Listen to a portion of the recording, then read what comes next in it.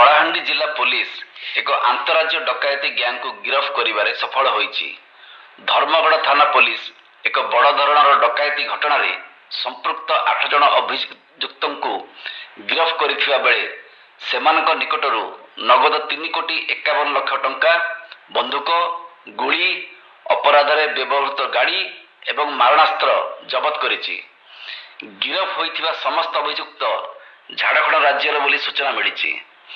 ଗିରଫ ଅଭିଯୁକ୍ତମାନେ ହେଲେ ରାଞ୍ଚି ଜିଲ୍ଲାର ତାହିର ଆନସାରୀ, ହୁସେନ ଖାଁ, ଜୈସମ ଖାଁ, ସମୀମ ଆନସାରୀ, ବାସୁଦେବ ଗୋପେ, ପିଣ୍ଟୁ ଆଲିମ ଓ ଅନୁଜ କୁମାର। ଗତ 30 ତାରିଖରେ ଧର୍ମଗଡ଼ଠାରେ ଥିବା ଏକ ଦେଶୀ ମଦ ଭାଟିରେ ଏହି ଡକାୟତି ସଂଗଠିତ ହୋଇଥିଲା। ବିଳମ୍ବିତ ରାତ୍ରିରେ ପ୍ରାୟ 8 ଜଣ ଡକାୟତ ମାରଣାସ୍ତ୍ର ଧରି ଡକାୟତ କରିବା ଉଦ୍ଦେଶ୍ୟରେ ଏହି ଭାଟିରେ ପଶିଥିଲେ। ସେଠାରେ ବନ୍ଧୁକ ଏବଂ ଅସ୍ତ୍ର ଦେଖାଇ ଧମକ ଦେଇ ଟଙ୍କା ଲୁଟି ନେଇଥିଲେ।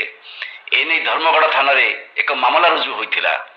ଡକାୟତକୁ ଧରିବାକୁ କଳାହାଣ୍ଡି ଏସ୍ପିଙ୍କ ନେତୃତ୍ୱରେ ସ୍ୱତନ୍ତ୍ର ଟିମ୍ ଗଠନ କରି ବିଭିନ୍ନ ସ୍ଥାନରେ ଚଢ଼ାଉ ହୋଇଥିଲା। ଡକାୟତି କଲା ପରେ ଅଭିଯୁକ୍ତମାନେ ବୋଲେରୋ ଯୋଗେ ଘଟଣାସ୍ଥଳରୁ ଫେରାର ହୋଇଯାଇଥିଲେ।